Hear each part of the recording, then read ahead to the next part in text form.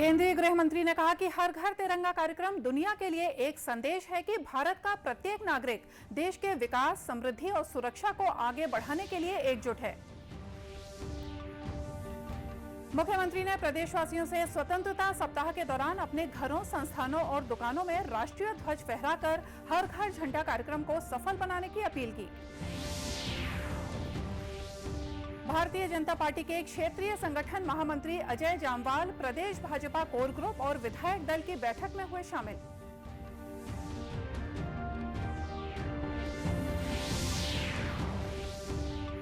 और राष्ट्रीय आजीविका मिशन के अंतर्गत बिहार की महिलाएं परंपरागत तरीके से बना रही हैं आकर्षक राखियां।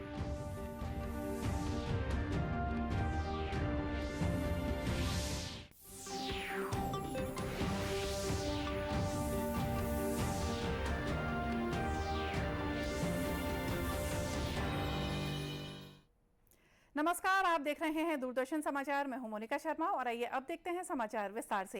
केंद्रीय गृह मंत्री अमित शाह ने कहा है कि हर घर तिरंगा कार्यक्रम दुनिया के लिए एक संदेश है कि भारत का प्रत्येक नागरिक संविधान निर्माताओं की दृष्टि के अनुसार भारत के विकास, समृद्धि और सुरक्षा को आगे बढ़ाने के लिए एकजुट है। श्री शाह तिरंगा डिजाइन करने वाले पिंगली वेंकैया की 146वीं जयंती के अवसर पर आज नई दिल्ली में इंदिरा गांधी स्टेडियम में आयोजित तिरंगा उत्सव को संबोधित कर रहे थे। श्री अमित शाह ने सभी से आजादी का अमृत महोत्सव के तहत 13 से 15 अगस्त तक आयोजित होने वाले हर घर तिरंगा कार्यक्रम में भाग लेकर अपने घरों में तिरंगा फहराने की अपील की। कि आजादी के अमृत महोत्सव का वर्ष है और आजादी के अमृत महोत्सव के वर्ष में मोदी जी ने निर्धारित किया है कि आजादी के अमृत महोत्सव के वर्ष को रंगे चंग के साथ मनाया जाए। और मैं आज इस कार्यक्रम के माध्यम से सभी लोगों को ये अपील करने आया हूं कि आजादी के अमृत महोत्सव के वर्ष के अंदर 13 तारीख से 15 तारीख तक हर घर तिरंगा का एक कार्यक्रम देश के प्रधानमंत्री नरेंद्र मोदी जी ने दिया। श्री शाह ने कहा कि ये वही तिरंगा है जिस पर देश का सैनिक शपथ लेता है और सीमा पर बहादुरी से लड़ता हुआ देश के लिए अपने प्राण न्योछावर कर देता है। मोदी जी ने यहां पर एक कार्यक्रम दिया है, हर घर तिरंगा का कार्यक्रम।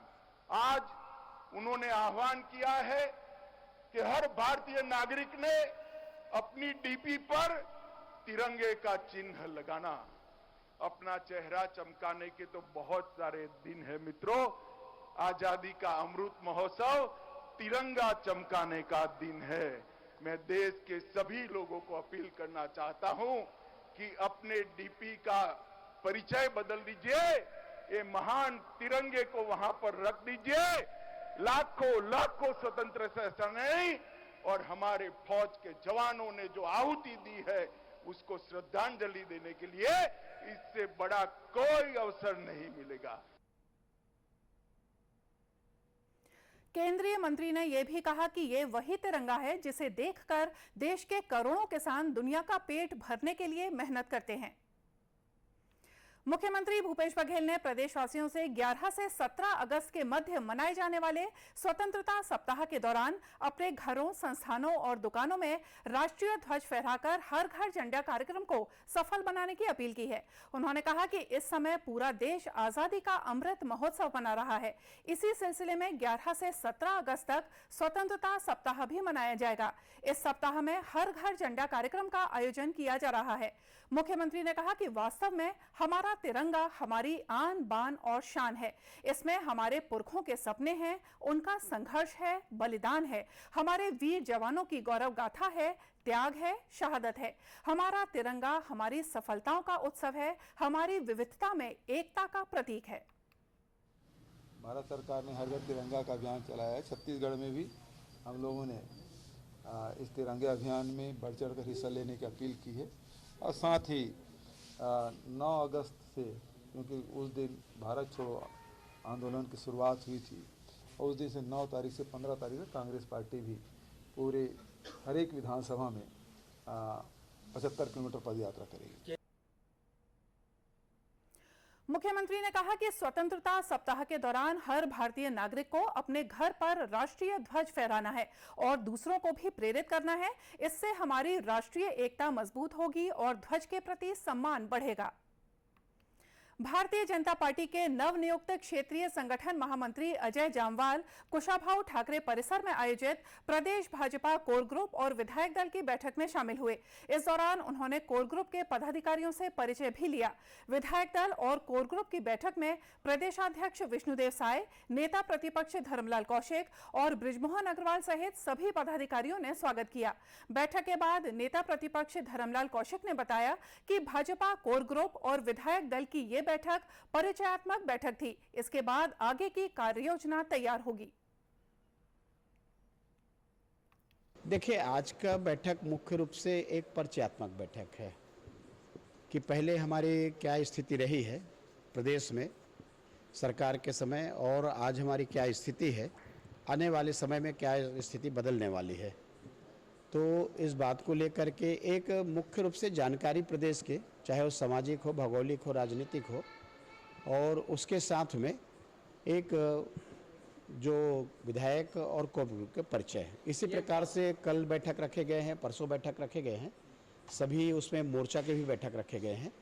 और इस मोर्चा के माध्यम से जो प्रथम बैठक है, कुल मिलाकर के छत्तीसगढ़ के जो जनप्रतिनिधि हैं, छत्तीसगढ़ के पदाधिकारी हैं, मोर्चा प्रकोष्ठ जो काम करने वाले हैं, उनकी एक परिचयात्मक बैठक है। और मुझे लगता है कि उसके बाद में जो उनका दिशा और कार्य आदेश जो जारी होंगे कि किस दिशा में हमको जाना है। क्षेत्रीय संगठन महामंत्री ने विधायक दल की बैठक ली और विधायकों का मार्गदर्शन किया। इस दौरान उन्होंने विधायकों से परिचय भी लिया। बैठक में पूर्व सांसद रामविचार नेताम, पूर्व मंत्री पुन्नूलाल मोहिले, पूर्व प्रदेशाध्यक्ष विक्रम उसेंडी, प्रदेश संगठन महामंत्री पवन साय और गौरीशंकर अग्रवाल भी मौजूद थे।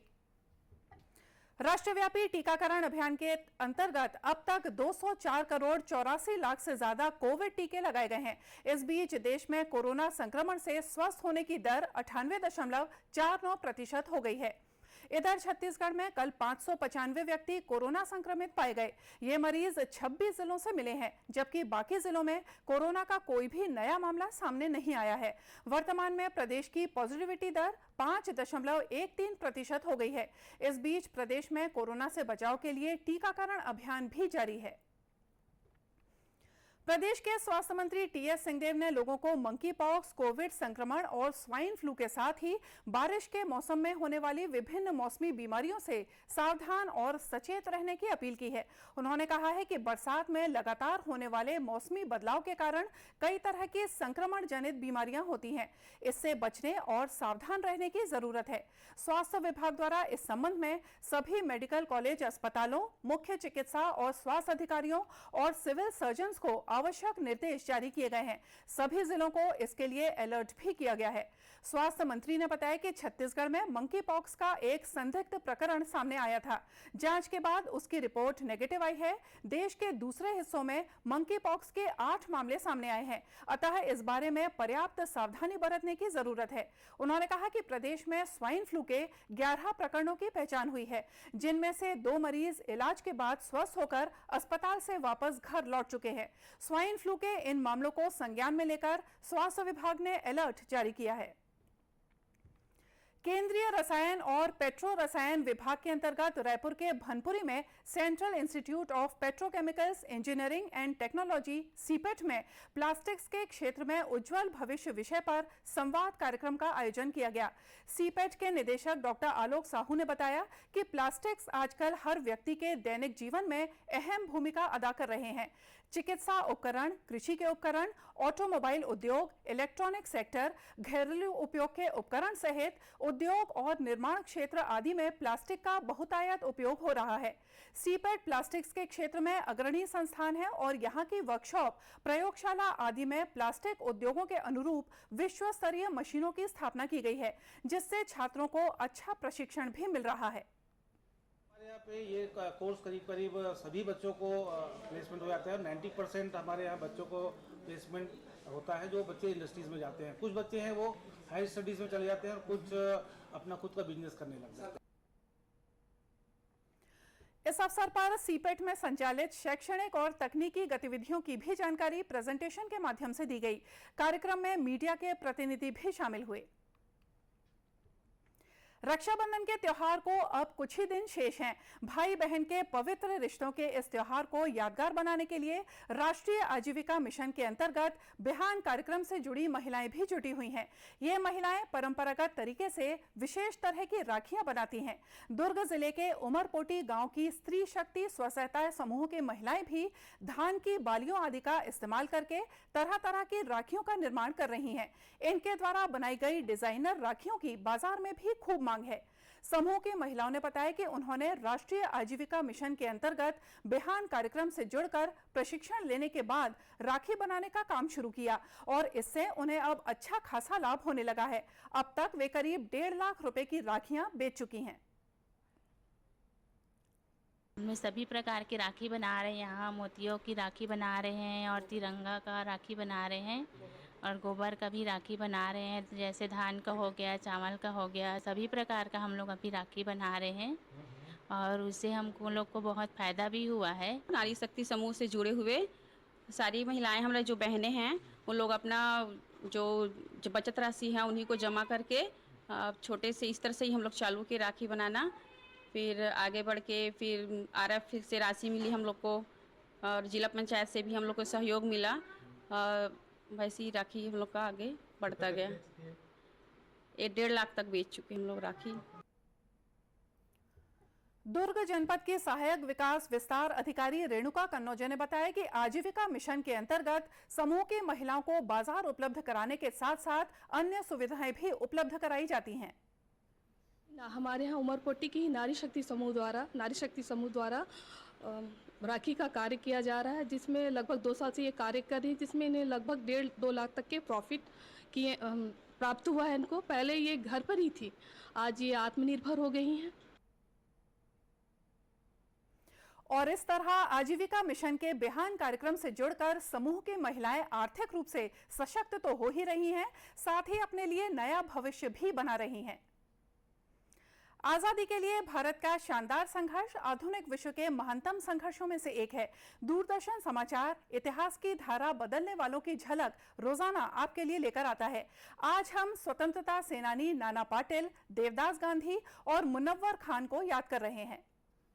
होती है, जिन्हें क्रांति सिंह के नाम से जाना जाता है। नाना पाटिल का जन्म 1900 में महाराष्ट्र के सांगली में हुआ था। वो हिंदुस्तान रिपब्लिकन एसोसिएशन के संस्थापक सदस्यों में से एक थे। 1919 में पाटिल ने प्रार्थना समाज के साथ सामाजिक कार्यों की शुरुआत की। उन्होंने 10 वर्ष तक वंचित वर्गों के विकास के लिए प्रार्थना समाज और सत्यशोधक समाज के साथ काम किया। वो जाति व्यवस्था के विरुद्ध थे और जीवन भर गरीबों और किसानों के हक के लिए लड़ते रहे। पाटिल को ब्रिटिश राज से स्वाधीनता संघर्ष के दौरान कई बार कैद किया गया। 1942 में भारत छोड़ो आंदोलन के दौरान वो 44 महीनों के लिए भूमिगत रहे। नाना पाटिल भारत छोड़ो आंदोलन के दौरान महाराष्ट्र के सांगली जिले में गठित क्रांतिकारी प्रति सरकार के संस्थापक थे। पाटिल ने भी महाराष्ट्र राज्य के निर्माण के लिए आचार्य अत्रेय के साथ मिलकर लड़ाई लड़ी। उन्होंने 6 दिसंबर 1976 को अंतिम सांस ली। हम स्वाधीनता सेनानी देवदास गांधी को उनकी पुण्यतिथि पर याद कर रहे हैं। वो महात्मा गांधी और कस्तूरबा गांधी के सबसे छोटे बेटे थे। देवदास गांधी का जन्म 22 मई 1900 को दक्षिण अफ्रीका के डरबन में हुआ। उन्हें गांधी जी की निर्णय और मनन करने की क्षमता और व्यावहारिक होने की इच्छा विरासत में मिली। देवदास गांधी ने असहयोग आंदोलन, सविनय अवज्ञा आंदोलन और भारत छोड़ो आंदोलन में भाग लिया और 3 बार जेल गए। महात्मा गांधी ने जामिया मिलिया इस्लामिया की स्थापना के लिए जब मदद लेनी शुरू की तो गांधी जी के आह्वान पर देवदास भी आगे आए। उन्होंने वहाँ कपास कटाई और हिंदी भाषा भी सिखानी शुरू की। उन्होंने पत्रकारिता को प्रमुख गतिविधि बना लिया। 1920-21 में उन्होंने प्रयागराज से प्रकाशित समाचार पत्र इंडिपेंडेंट में काम करना शुरू किया। उन्होंने यंग इंडिया और नवजीवन के प्रकाशन में अपने पिता की मदद भी की। देवदास गांधी का निधन 3 अगस्त 1957 को मुंबई में हुआ। आज हम स्वतंत्रता सेनानी मुनव्वर खान को भी याद कर रहे हैं। वो हरियाणा के हिसार के निवासी थे। मुनव्वर ने ब्रिटिश भारतीय सेना की 7वीं हरियाणा लाइट इन्फेंट्री में सिपाही के रूप में काम किया। उन्होंने 1857 में प्रथम स्वतंत्रता संग्राम के दौरान ब्रिटिश सेना से लड़ाई में भाग लिया। उन्होंने सिरसा में लड़ाई में सक्रिय भूमिका निभाई। मुनव्वर को ब्रिटिश शासन से विद्रोह के आरोप में ब्रिटिश सैनिकों ने पकड़ लिया। उन्हें दोषी ठहराया गया और 3 अगस्त 1857 को फांसी दे दी गई। और इसी के साथ ये समाचार बुलेटिन यहीं समाप्त हुआ। नमस्कार।